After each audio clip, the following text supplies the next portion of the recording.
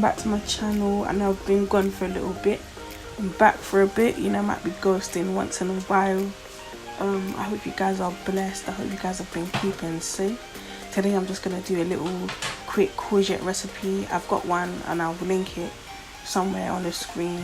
It's pesto, but this one I'm gonna be doing a tomato courgette spaghetti recipe.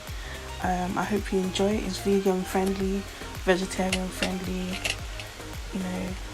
Yeah, thank you so much. Make sure you like, comment, subscribe. So here I'm just chopping up my mushrooms. They're all chopped now, and I'm adding my oil-free cooking spray to my pan, and then go ahead and add my mushrooms, salt, black pepper, paprika, onion granules and other seasonings. Add my courgette that's been spiralized. Add some scotch bonnet.